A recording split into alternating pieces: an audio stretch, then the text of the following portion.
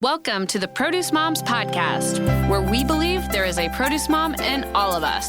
I'm Lori Taylor, founder and CEO of the Produce Moms. For 10 years, I sold fresh produce to over 300 grocery stores in the U.S. And today, my team and I are fully focused on inspiring people to eat more fruits and vegetables. This show is just one of the ways that we hope to inspire you and your family to eat more produce and live a better life. If you like what you're hearing on the podcast, join our community of almost 40,000 in all 50 states and over 30 countries by visiting theproducemoms.com/subscribe. And be sure to subscribe and leave us a review on iTunes. Thanks for being here. Enjoy today's show. Welcome back, everyone. This is the Produce Moms Podcast, and I'm Lori Taylor. I'm the founder of the Produce Moms. I'm the host of this show. And I know you probably feel like this is a broken record of me saying how much I love hosting this show, but I have to say it yet again because we're welcoming an amazing guest. We are welcoming Dunn. She is the founder of Black Girls Eat. Her alias on social media is The Real Black Girls Eat. She and I have connected through our incredible network, the empowering network at She Media. We are very, very proud to be She Media content creators. Can't say enough good things about what that network and that entire community at She Media has done for both Black Girls Eat and the Produce Moms. So it's just gals who are part of a broader network, and our spirits kind of connected and collided. LA is focused through Black Girls Eat. She's focused with helping people kind of take that journey from plant curious to plant focused. For those of you that participated in our recent virtual event that we hosted with Sweet Tango Apple, LA was part of that. She made an adorable after school snack with tostadas. And hey, today she's part of our show, and I'm going to make a pledge to you all. She's not going far. Like LA and the Produce Moms, the real Black Girls Eat and the Produce Moms, we're going to be doing a lot more collaboration in the future, but let's kick it all off today. LA, welcome to the show. We're really glad you're here. Oh, thanks so much for having me. Thank you for that warm introduction. And you're right. I feel like we connected virtually in cyberspace, and I can't wait for in person because I think we're going to have a lot of fun together. We are. I know. And you know, next time I come to New York, LA, I'm hitting you up because tell us a little bit more about your background, where you grew up. Yeah. Well, you know, first of all, I am a New Yorker. YAWKER. I'm a New Yorker, but I hail from the borough of the Bronx. Yes. And, you know, what's funny about Black Girls Eat is that I launched Black Girls Eat after, you know, falling into the world of plant-based nutrition. It was kind of like the Wizard of Oz to me. I was nosing around, learning about inflammation and why my body was having aches and pains, feeling like, well, I'm getting older, but like, this is not correct. And I met an amazing rheumatologist here in New York City, Dr. Maggie Cadet, who literally listened to me, which is a great thing about women and advocating for our health, getting a physician to hear you. Because I had seen a few physicians who were kind of like, you know, maybe toss me a bottle of Advil. I don't know. But Dr. Cadet ran a battery test and figured out there was a lot of inflammation in my body. And I started looking into like, well, what causes inflammation and that kind of stuff. And, you know, being a city kid, you know, we always had fruits and vegetables. They were always around, but there wasn't a focus on plant-based nutrition. You know, my parents always made sure you had a green veggie at dinner or that kind of thing. And so I leaned into whole foods, plant-based nutrition, started taking some classes, and it was like a whole new world to me. You know, I used to think that if you were leaning into plant-based nutrition, that you would have a limited access to healthy and tasty meals. And I realized that it actually expands your food vocabulary, right? Mm-hmm. I think about the fact that there are over 1,000 vegetables available to us, and yet I was eating the same 4 or 5. Oh, well, you and everyone else. I mean, I'm convinced that's the American way, but yeah. It's true. It's true. And, you know, for me, what's crazy is like, I've been to every 5-star fancy schmancy restaurant you could think of. I consider myself a real foodie, you know, and I'd be out and I'd have the delicata squash and I'd have the quinoa with the whatever, but shopping for myself at home, for my family, for hubby, and who at the time my daughter was about 7 or 8, I didn't shop like that. It wasn't until I started thinking about how to eat differently and shop differently and cook differently that I started like visiting the farmer's market with a different lens right? And I always joke, I used to go to the farmer's market and just look for the Honeycrisp apples, that was my thing. And I just walked past everything else. And so definitely this journey has encouraged me, and I encourage my clients to try new things, be a little adventurous. It's not going to be a catastrophe, that kind of stuff. Right. And someone asked me, do you have a cooking mantra? And I always say, if it's not burned, I tell people all the time, if it's not burned, it's not salty, you probably did okay. And so, yeah, go ahead. I love it. Story. Keep it real. That's one thing, and this is going to come out in today's show, folks. LA is a total keep it real type of gal. Now, that being said, LA, tell us a little bit more about your professional background. And you mentioned clients. So where are you at today? Yeah. So before COVID, so here's the thing about me, right? I have been a 3rd grade teacher. I have been a 7th grade teacher. I have been a middle school assistant principal. My mom was a teacher for about 26 years. So as much as I'm not, that's not my thing. It's always my thing. I always want to learn and I always want to teach. I could have learned what I learned about plant-based nutrition and kept it to myself, right? But that's just not who I am. I was like, I need to curate some experiences for folks. So I started actually talking to girls that I knew, and we started visiting farmers markets. We started cooking together, shopping together. I developed a refrigerator assessment for day one of what became a 5-day class. But at the time I didn't realize it. But this refrigerator assessment, where you literally empty out everything in your fridge, because I believe everyone's fridge has a food story. It's like, what is your fridge saying about you? Right. No judgment. No judgment. And so from there, and then COVID hit, and it was really like, wow, I can't shop with folks. I can't hang out the way I used to. And so I started really leaning into working virtually and doing virtual coaching sessions. I've had people walk me through Walmart with the FaceTime, shopping. Where is the tofu? Should I get this? Should I get that? And of course, through She Media, exploring all these partnerships with the brands and stuff became more significant.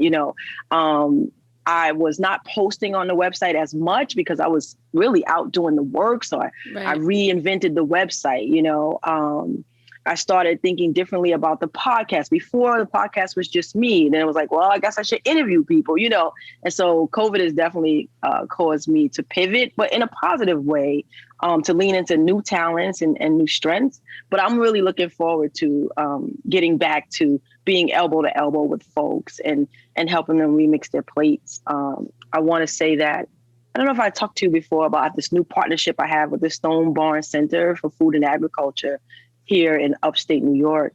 I mean, the farm is a working farm. Yeah, you mentioned it previously. You mentioned it previously in some of our discussions prior to this show, LA, but please expand a little bit more on it. I think our audience will love hearing about it.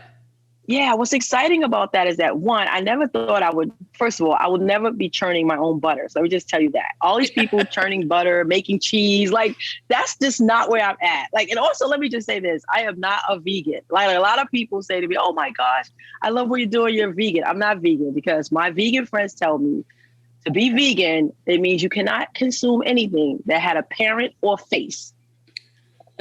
Right? So that's that, right? So I still love honey, which if you're vegan, you can't have that. But in any case, I got this amazing opportunity to partner with the Stone Barn Center here in upstate New York, where they are promoting urban farming, and they are promoting sustainability and educating people about the process of growing something, which is hysterical because I can't grow anything. Every plant anyone ever gave me, I promise you, it died in 3 weeks. I don't care what they said. They were like, oh, this plant is perfect. It's foolproof. It was always dead.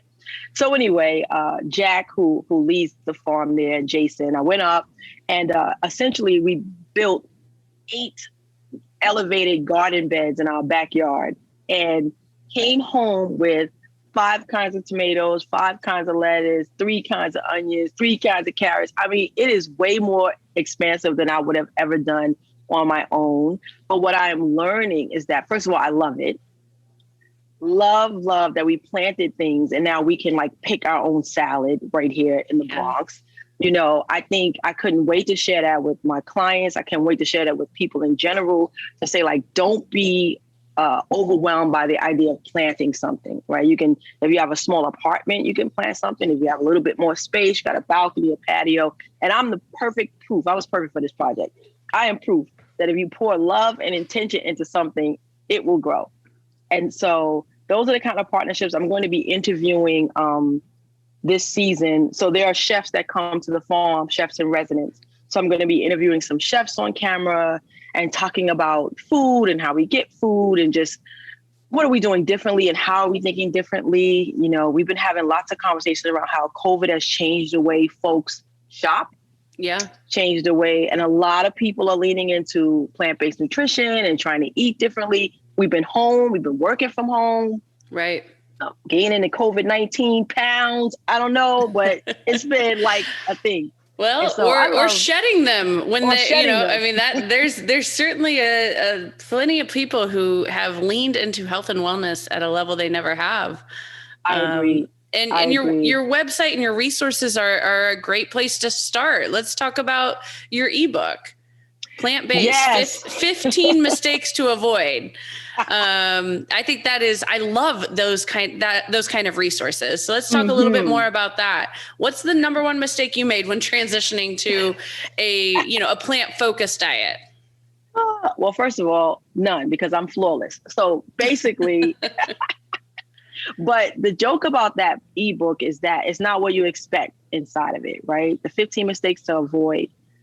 The first mistake to avoid is not eating. Right. A lot of people lean into plant-based nutrition and they're like eating salad all day, you know, just having leaves. Right. Or, you know, the other mistake is like gossiping about yourself and putting yourself down. And like, I meet a lot of clients who like Monday was great. I had a healthy smoothie in the morning and a great salad at lunch and a sensible dinner. And then Tuesday I was at, you know, whatever fast food place and they feel defeated. And so the 15 mistakes to avoid are not the mistakes that you would imagine. I don't want to give it all away, but it's those kinds of mistakes: overeating, not eating, gossiping about yourself, you know. I meet a lot of folks who feel insecure about the transition. They know they want to do something differently. They want to eat differently. And the first thing we do is share the information with the people that we live with and love and care about. And they're not often supportive, right? And that's hard. If you're a working mom, and so you're like, you got to make a meal for you and a meal for the kids and a meal for your husband. That's really, really stressful. And so I've been having these secret conversations with women like, don't tell anyone that you're leaning into plant-based nutrition for about 30 days, right? So if you gotta make the meatloaf, just make the sides, right? You have the sides and give everyone the meatloaf, you know, because it's so hard when you want to make a change. And I mean, I'm lucky that I live in a food supportive household, but a lot of times it is hard because I mean, like, I'm glad you brought that up and your terminology is just spot on there, food supportive household, because for people that want to food is so cultural, you know, it's what we gather around at home always. Absolutely. And always. And so if the people that you live with are not embracing, you know, the same type of food culture and lifestyle that you are, that is tough. It is tough. And when you hear these words, like I try not to use plant-based nutrition, vegan, vegetarian, you know, what's your sign? My sign is stop sign. Like, stop giving me all of these labels because that's overwhelming too. You know, are you a flexitarian? Are you a pescatarian? What you want to do is, I'm a human being who's trying to do things differently and better, right? And get away from those labels. I think also when you tell your family that, you know, I'm leaning into plant. I remember the first time I cooked a meal, it might've been 4th of July and everyone came over. And I think they were all wondering, like, are we going to starve today? Like, what are we going to eat there, right? What are we going to have at LA's house? This is going to be torture, you know? And so I love sharing, like, you know, honey garlic tofu was one of the first recipes I ever made. And I had never picked up a package of tofu in my life. It was just in a section in the supermarket that I always just walk by, zipped right past. Yeah, absolutely. You know, or making Mexican street corn, or, you know, learning how to, you know, make butternut squash soup, or, you know, just all these cool things, you know. And I said this before, one of the things that changed for me, and I do this with my clients, is we stop saying breakfast, lunch, and dinner. Just stop it. It's meal 1, 2, 3, and 4, because I feel like the word breakfast puts a lot of folks in a box. So that means what? Like it must be eggs, it must be waffles, it must be yogurt. Exactly. Yeah. And what if you want to have sauteed shrimp and Brussels sprouts for meal one? Yeah. You do right? you, right? You do. There you go, Lori. You do you, right? And that's a real talk about growth mindset, change of your mindset. You know, we just trap these labels. So breakfast has to be oatmeal, eggs, bacon, egg, and cheese, you know, that kind of thing. It's like, no, it actually just has to taste good and, you know, and be good for you. And so now that we know that, like, let's explore all these, you know, all these other food options. And so, yeah, it's definitely a lot of, you know, you think you're talking about food, but you're really talking about like life coaching. You're really talking about like how people can empower themselves, right? And claim victory in their own health, you know? So is that what you do? I mean, is that one of the, I mean, I know you do a lot, but is that one of the things that you do for your clients? Like you support them on the mental aspect, the inspirational aspect of choosing to go to the journey from plant curious to plant forward? Absolutely. My pom-poms are always in the air. First of all, I always say you're doing better today than you were doing yesterday. And last year you weren't even thinking about this, right? And I meet people who are devastated. Like, I just got diagnosed with diabetes. They just told me that I have high blood pressure, you know, and it's so disheartening, right? Because I think when you're eating a certain way, you kind of know, you know. And so I'm always advocating for my clients to find the best partnerships with their physicians that they can find, because I'm not a dietitian. I'm not going to make a meal plan for you. But the coaching aspect around start where you are, you know, celebrate your successes, like that is absolutely where I'm at.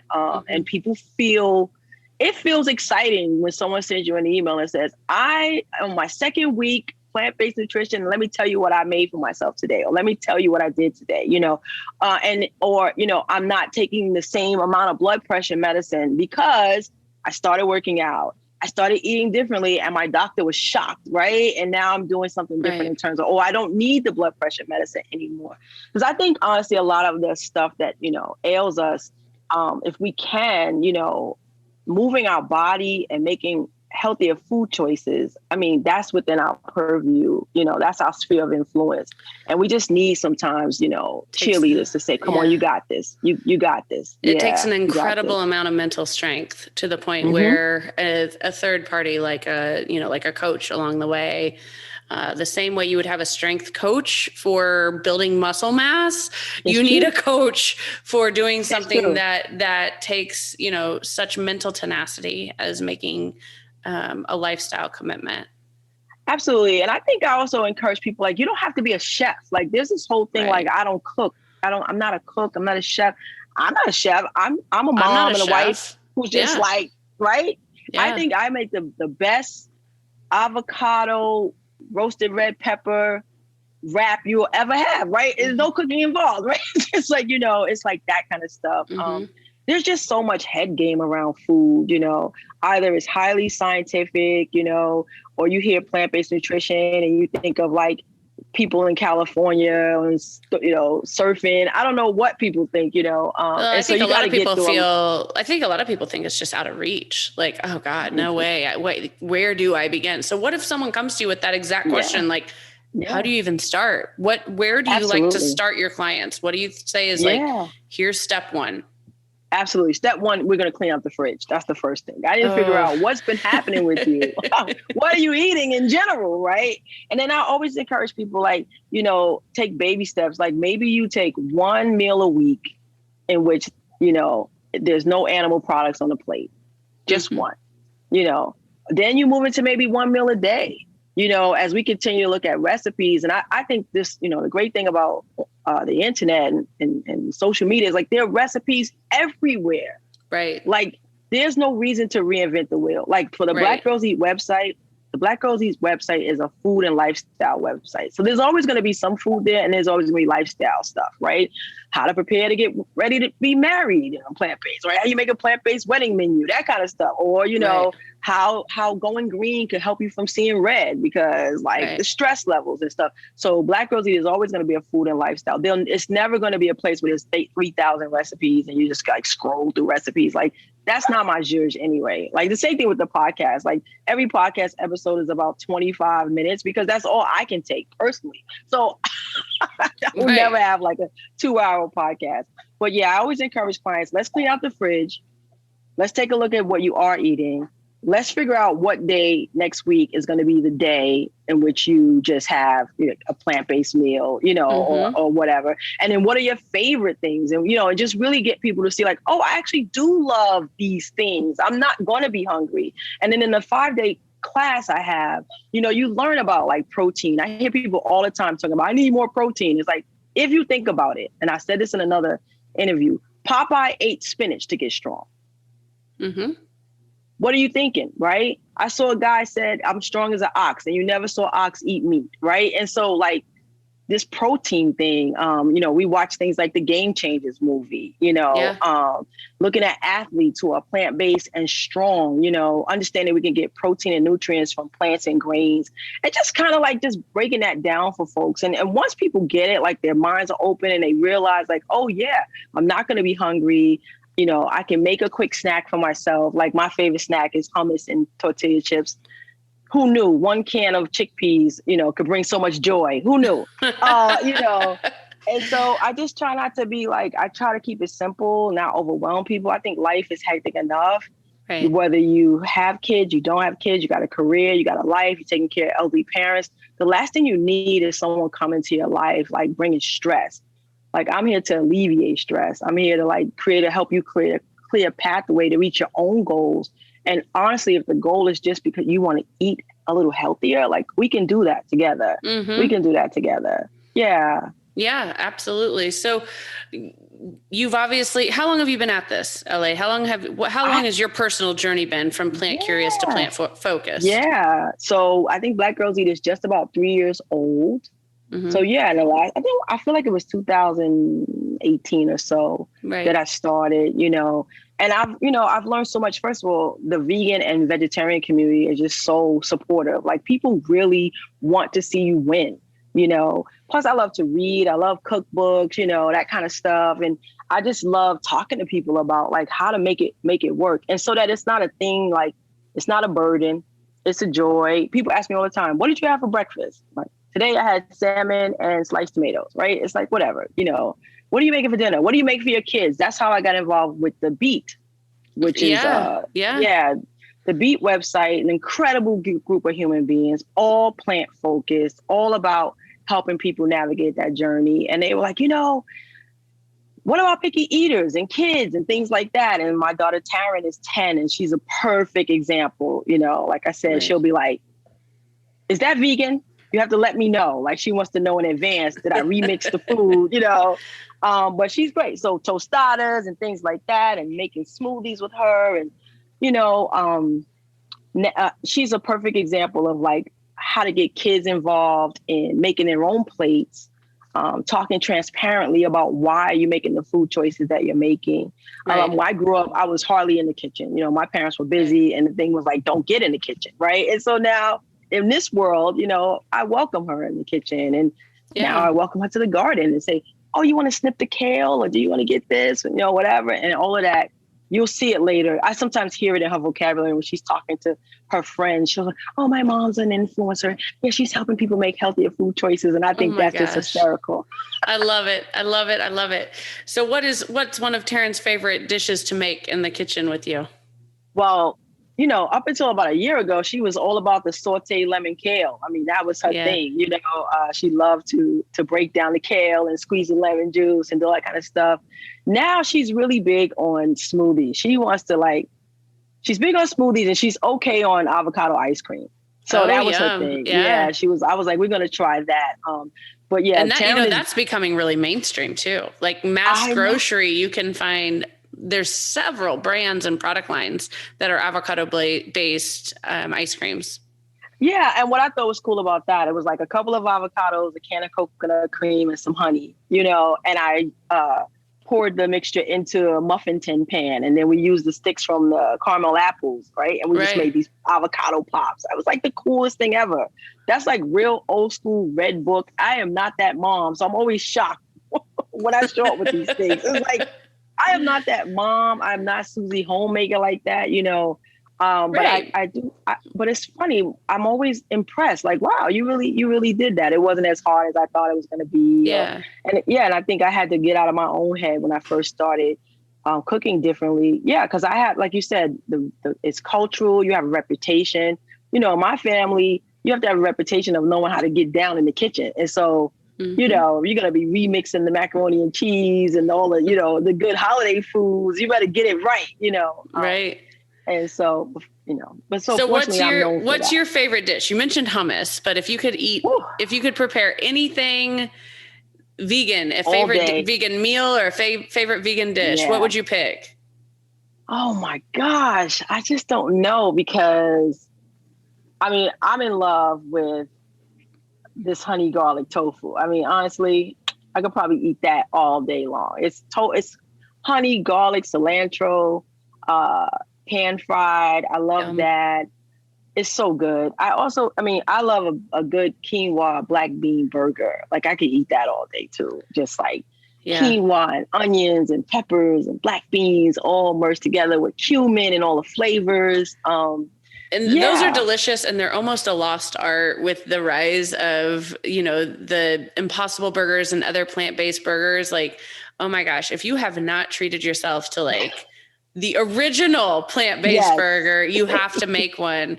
So this honey garlic tofu, going back to that, is that something that folks can find on your website, blackgirlseat.com? Absolutely. Yeah. Absolutely. You can find that at blackgirlseat.com. I've also been, you know, I want to say something about these Impossible Burgers and these ready-made foods too. So I feel like they can help in the gaps, right? Like there was a 4th of July. I was like, I need a sausage. Notice my New York accent, sausage. I need a sausage with sauerkraut and mustard. I need one. And so I bought the Beyond whatever thingy, and it was great. I had 1 or 2 for 4th of July, and I felt great. I'm leaning away from processed foods, right? So it's not something I would do all the time, right? So a lot of these, you can't go from like, the processed foods is still processed, whether it's fast food or, whatever, especially like a lot of these frozen items, they have so much sodium in it. You don't want to go plant-based and have high blood pressure. Like what's happening, right? So you got to like really still read labels. That's something I do a lot with my clients too. A lot of reading of labels. Right. It's amazing how many people actually don't read the labels or understand, added sugars was like a big deal. Like we went bread shopping and like almost every bread, there was like 9 grams of added sugar. We're like, why? Why is that happening? Same thing with yogurt. My daughter fell in love with the yogurt and I was excited because I wanted her to, have more options for snacks. And then I turned over the label and I realized why she loved it. It was like 22 grams of candy. I should have just gave her a Kit Kat bar. I was like, what? Yeah. So no, you're right. You're absolutely right. Added sugars, excessive ingredients, additives, artificial ingredients. Those are all things. Those are all mainstream characteristics of processed foods. So you're absolutely spot on with that. And I have to echo your sentiments with the Beyond Meats, like the plant-based mainstream meat alternative products. What I don't like is how that has become like the focus of the plant-based movement. When really the focus of the plant-based movement is the produce department. Whole foods, yes, fruits, vegetables, right? Exactly. Now everyone's like, "Oh, I'm plant-based," and they pop something in the microwave. And I'm like, "Hey, hang on a second. Hang on a second." And that's why they need us out here, coaching and educating and supporting people, because I think people really want to do well. I mean, my gosh, you think you're doing a great thing, until you read the label, and for me, there's a lot going on in the body that you don't know what your body is reacting to. You really don't. And so the more processed foods and the additives and the way people make things, like I don't want to have fake cheese. I don't. If I can't eat dairy, then I'm just not going to eat dairy, right? I don't want anything to be make-believe to make me, we added this or we added that and now voila. For me, I'm worried about like what's in that stuff. So I try to stay away from those kinds of things, Especially when a 100% natural ingredient, such as like a mashed avocado, can give you that same consistency and satisfaction that a slice of cheese can on a sandwich. I'm with you on that all the way. And I'm also with you on the fact that like, I just celebrated my 40th birthday and I can tell that my body needs different things now, Exactly. I'm seeing it. I'm feeling it. Like I can't have the lifestyle I had even 5 years ago as a middle-aged woman. Right. It's true. And, that's why we have to help. We have to coach.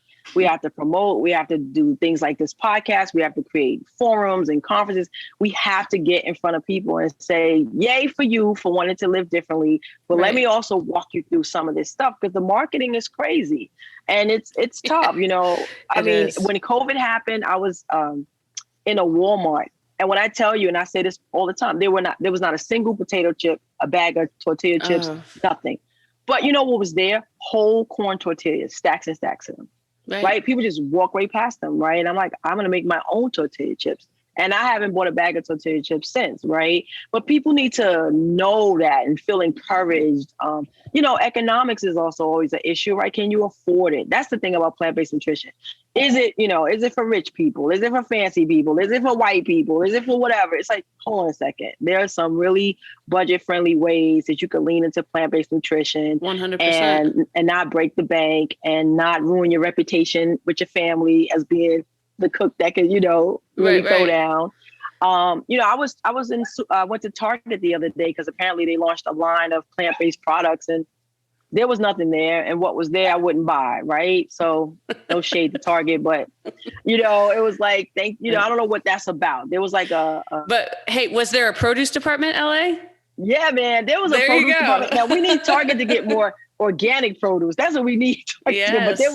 But there was a produce department. I said no shade because we might be sponsored by Target one day. So maybe we don't, we don't throw them that much shade. But we can help you, Target. Call the produce moms. We can help you improve your produce department. But so I'm always nosing around trying to see what's going on. And so Black Girls Eat is a lot of fun because it's part entertainment, it's part education. I really enjoy it. There's a lot of ways to spend your time on the planet and helping people live the best life they want to live is not a bad way to do it. Yeah, sign me up. Yeah, sign me up. I'm very grateful. So between, what's coming up next, of course, is working on this Ad Age event on June 29th with Sam Ski and the She Media team. And looking forward to interviewing chefs for the Stone Barn Center for Food and Agriculture. I'm interviewing, I think, Chef Jeffrey Tam and Adrian Cheatham. And so, that'll be out in the air and looking forward to signing up more clients and looking forward to partnering in ways that just help people feel inspired and empowered and to just make baby steps, to try to, if you can, get off the medicines. This country is very supplement focused. Everyone's popping a supplement for something. But food is medicine. And as long as people like us out here in the world, I feel grateful. I feel like I've joined a community of people who've been doing this for a long time, right? I tell people all the time, the food and wellness space is crowded, right? The fact that there's any little wiggle room for, the voice of Black Girls Eat is very, very exciting. But the room was already filled with people who really were champions in terms, were all the way from whether it was the Center for Nutrition Studies with Dr. Colin Campbell, or it was, the Rastafari, whole culture of Jamaican people who are already eating plant-based. So I'm not saying anything new. I'm hoping that Black Girls Eat and Miss Avocado resonate with a certain group of people who feel like, I'd like her on my team. I need a coach. I want LA on my team. Yeah. So there's enough room for all of us. Oh my gosh. Isn't that the truth? Well, so where can people go to learn more? And LA, I just have to say, I have so enjoyed this episode and our commitment to everyone with us today. Stay tuned at theproducemoms.com because LA is going to be joining us as one of our contributors at on our website. And she and I are both just so optimistic and passionate about collaboration and, collective growth, aligning forces to promote we have parallel missions. We are in a way, spirit and passion and mission aligned. So it's a great natural alignment with Black Girls Eat and the Produce Moms. We're so, so thankful that the paths have crossed. And, with that, LA, I welcome you for closing remarks. Please remind folks where they can go to learn more about you, connect with you on social media, and any closing remarks that you have for our audience today. Yeah, I mean, I really appreciate that. I know I feel so excited about the future of Black Girls Eat and the Produce Moms. And of course, as you said earlier, just so grateful for the She Media partnership and how they bring women and businesses together. I would say, there's an old saying, if you want to go fast, go by yourself. And if you want to go far, bring people with you. And so that's definitely how I see Black Girls Eat. And if you want to hang out with me and find out more about me and my life and life in the Bronx and New York City, you can always visit blackgirlseat.com.